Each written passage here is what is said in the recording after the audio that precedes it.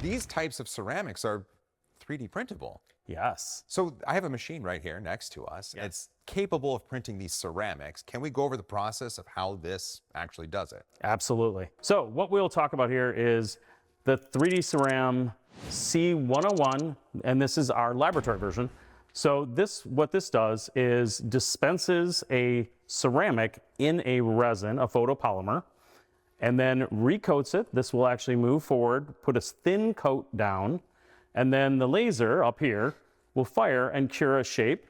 And then this small platform descends and descends and descends, layer after layer, similar to your traditional original SLA printing. Now, this has an encoder?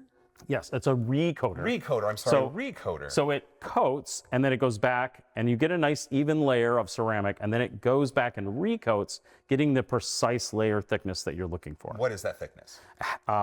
50 microns. That's not a lot. That's the half of a human hair. That's really not a lot. And the recoater, like I have a silicone spatula, and I recoat the pan of eggs as I'm scooping it. But I would imagine at a technical level, how does it maintain that 50 micron height? What is in the recoater that's actually doing this? Right. Attached to this red thing, there'll be a metal blade, and then you'll see this is actually moving on a block of granite. Like countertop granite. Right. So this doesn't move. You see the laser is mounted to that same piece of granite. Oh my gosh, this is granite. I didn't realize this is granite too. It doesn't move relative to this, so that laser is incredibly precisely located.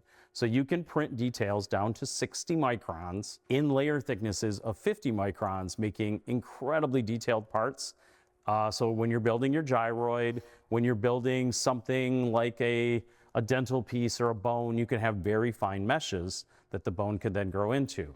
When you're building a gyroid, you can make a very fine gyroid structure.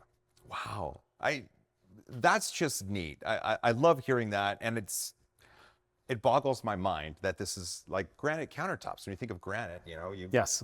So your granite countertop would be about that thick. This is substantial industrial grade piece of equipment. This platform here is our 100 by 100, appropriate for laboratory use, some small production of small parts. Our medium-sized printer is 330 by 330, and then our large industrial or large part printer is 600 by 600 by 300 deep. So it can make immense parts. Ceramic piece, 60 centimeters by 60 centimeters by 30 centimeters. Correct. Is possible. It is possible.